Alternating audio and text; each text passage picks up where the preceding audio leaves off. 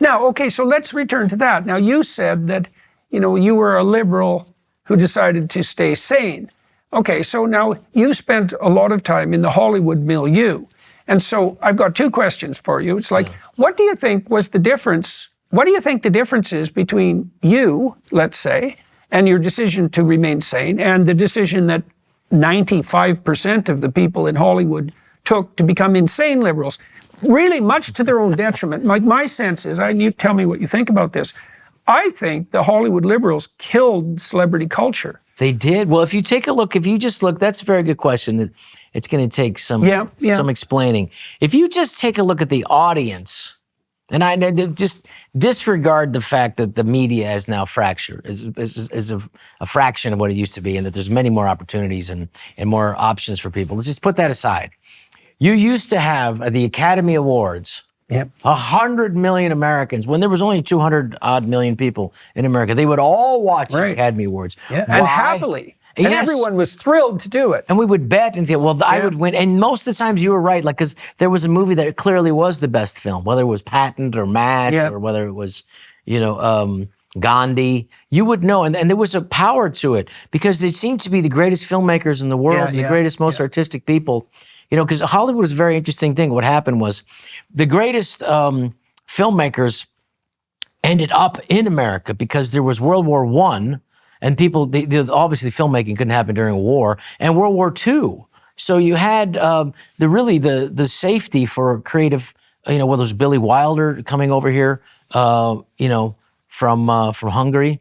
You had the greatest filmmakers, their escape and the place to create was Hollywood. And so that's what happened.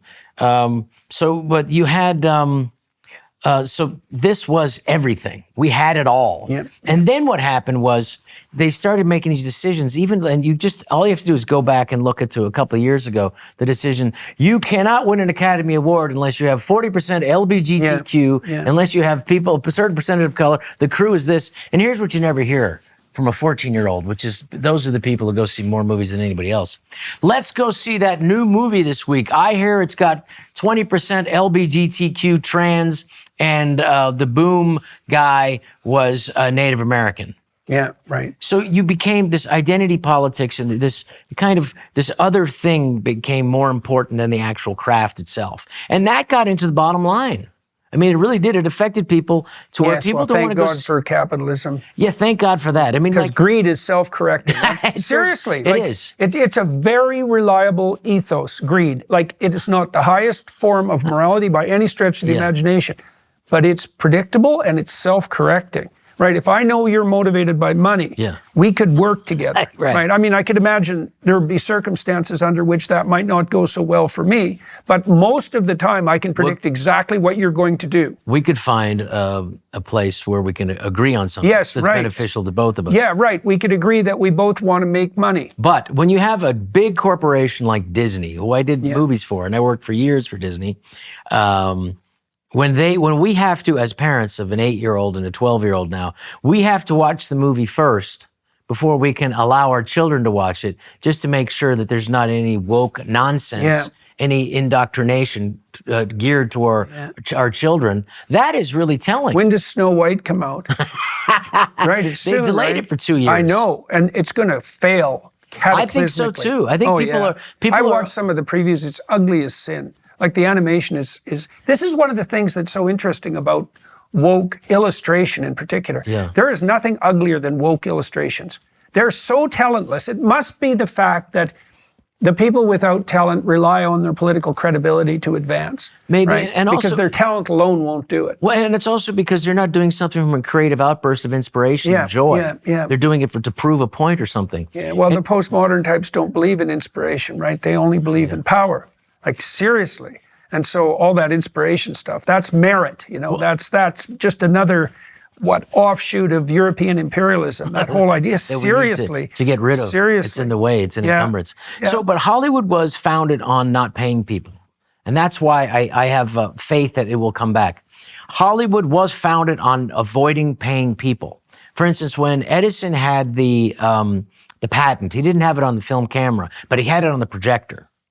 So Edison owned the rights to the projector.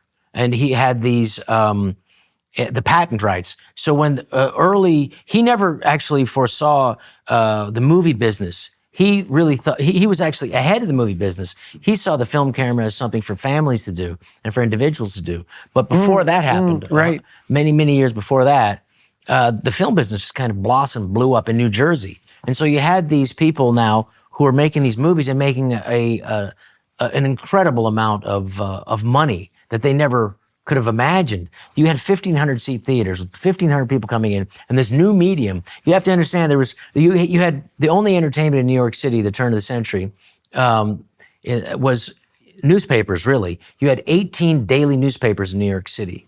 Maybe you had some vaudeville, but that was it. There was no TV. So film coming in, this new medium was just outrageous and an incredible escape for people. And so they would go and flock to these movie theaters, fill them up, and they would try to keep them there all day. They would have an organist beforehand, and they would show several movies, and they would sell popcorn and candy and God knows what else in there. But they also had to pay Edison his patent fee. And they didn't do that, and they didn't want to give that money. And so so Edison had this thing called Edison's Goons. And Edison's goons would have to go into the movie theater and go into the place and slap them around and collect this patent money, this money that was owed to Edison. So the only reason that Hollywood was the place the destination for the film owners and the film moguls was to get away from Edison's goons so they didn't have to pay people. So Hollywood's traditionally, the foundation of Hollywood is not paying anyone or paying people who rightly deserve to be paid. And that's tradition they've kept up very well.